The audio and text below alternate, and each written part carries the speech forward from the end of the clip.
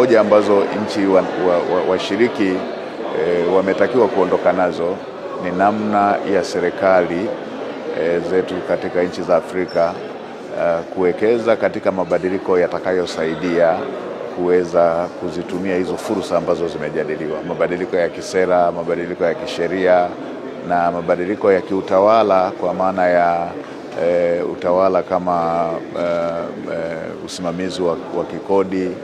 usimamizi wa mapato yasiyo ya kikodi, mifumo ya utawala wa kodi, pamoja na mifumo ya utekelezaji wa miradi ya maendeleo. Sisi kama nchi ambayo ni moja ya wanufaika wa ushirikiano na Benki ya Maendeleo ya Afrika, tumeshare experience ya miradi ambayo imetekelezwa kwa kutumia vyanzo vya ndani, ikiwemo mradi wa bwawa la Mwalimu Nyerere, miradi ya huduma za jamii, ikiwemo mradi wa Chuo Kikuu cha Dodoma, pamoja na miradi mingine ambayo imetumia vyanzo mitaji iliyoko ndani ya nchi. Ipo na miundombinu ambayo imetumia vyanzo vya ndani ya nchi, daraja la Kigamboni ikiwa ni mojawapo, hospitali ya Benjamin Mkapa. Sisi kama nchi tumeshare hiyo experience, lakini pia tumeondoka na hilo la kuendelea kuimarisha sekta binafsi na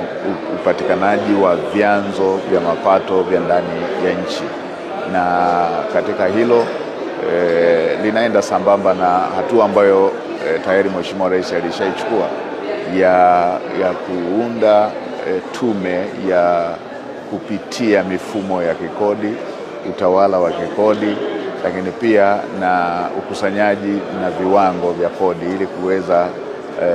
kufanya ukusanyaji kuwa rafiki zaidi, lakini pia na kuongeza wigo ambao utaihakikishia nchi mapato ya kutekeleza miradi ya maendeleo. Na mapato haya yanayopatikana kuelekezwa katika miradi inayozalisha ajira kwa vijana na akina mama, miradi inayozalisha